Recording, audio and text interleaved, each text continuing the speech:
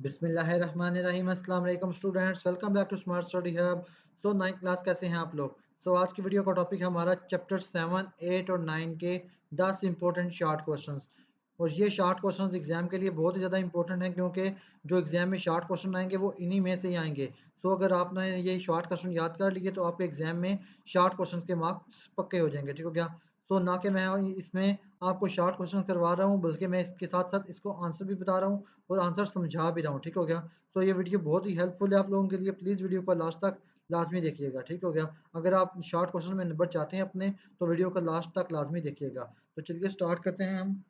पहला क्वेश्चन है हमारे पास, चूज अरहनी चूज चूज कीजिए अरहनियस एसिड। एसिड को चूज करना है इनमें से। ये 1 2 3 4 5 6 छः एलिमेंट्स दिए हुए हैं। ठीक हो गया। इनमें से हमें एसिड्स चूज करने हैं। ठीक हो गया। अब इनमें से कौन कौन सा एसिड है। एक तो ये फ्लोरीन एसिड है। ठीक हो गया। और फिर ये नाइट्रिक एसिड। ठीक हो गया, अमोनिया। और फिर हमारे पास ये है सल्फ्यूरिक एसिड। और ये हमारे पास H2S।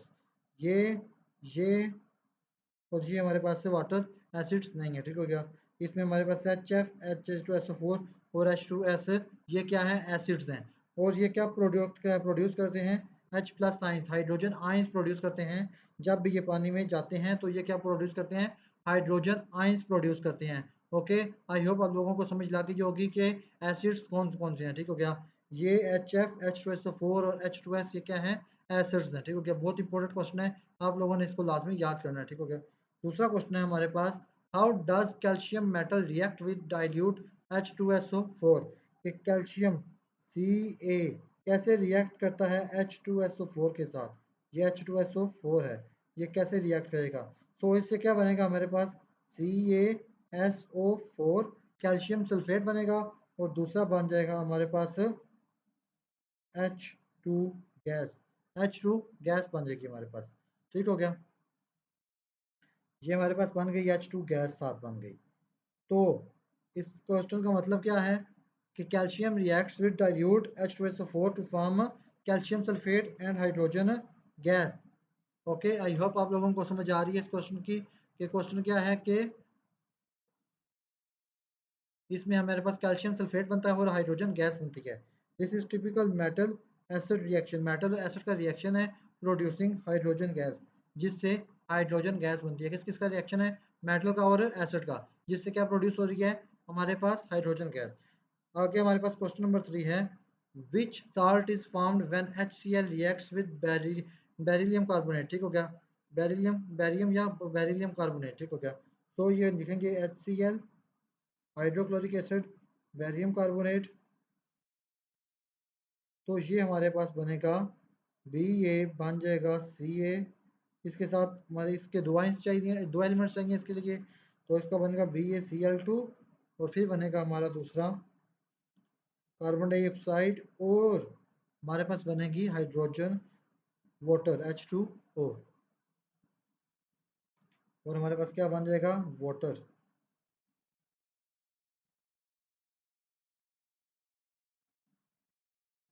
CO2 और वाटर H2O।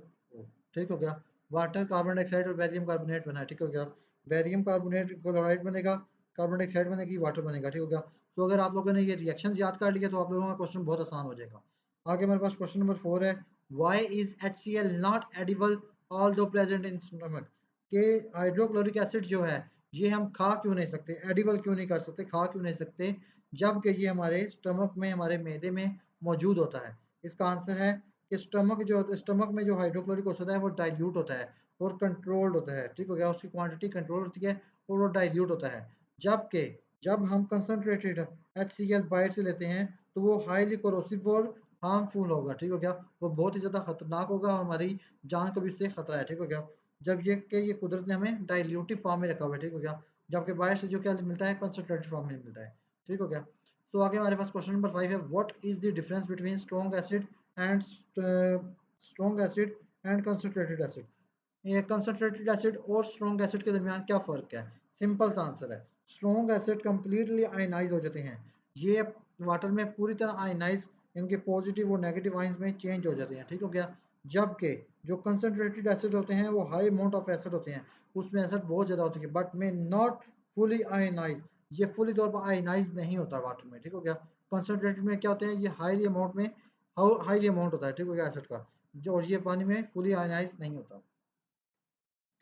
और क्वेश्चन नंबर 6 है, why does sodium carbonate behave like a base in water, के बेस के ये बेस के तौर पर क्यों रिएक्ट करती है, बेस की तरह, एसिड की तरह रिएक्ट नहीं करती, ठीक हो गया, वाटर में।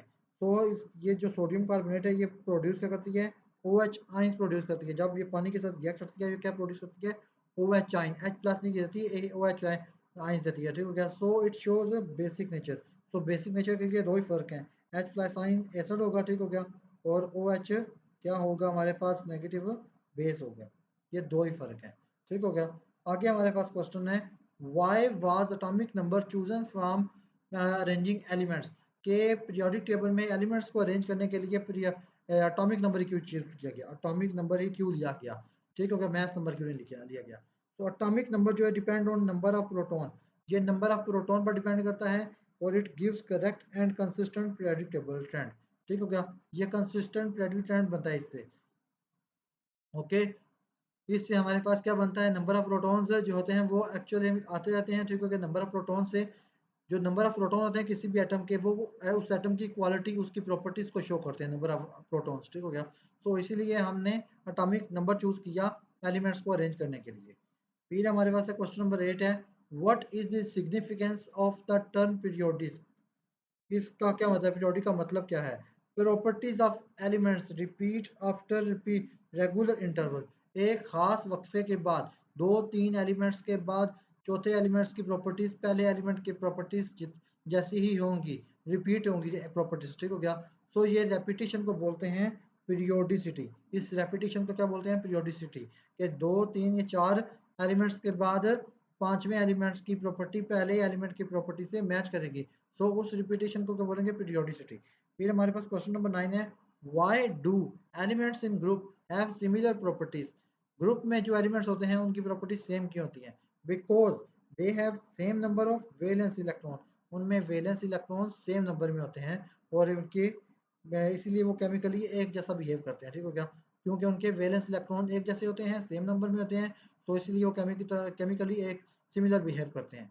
लास्ट क्वेश्चन है हमारे पास, why is ionization energy of magnesium second electron higher than first, के मैग्नीशियम के दूसरे इलेक्ट्रॉन की आयनाइजेशन एनर्जी, इलेक्ट्रॉन को रिमूव करने की एनर्जी ज्यादा क्यों होती है पहले से, क्या है, पहला आसानी से चला गया इलेक्ट्रॉन, अब दूसरे को निकालने के लिए एनर्जी ज्यादा क्यों चाहिए, ये पूछ रहा है।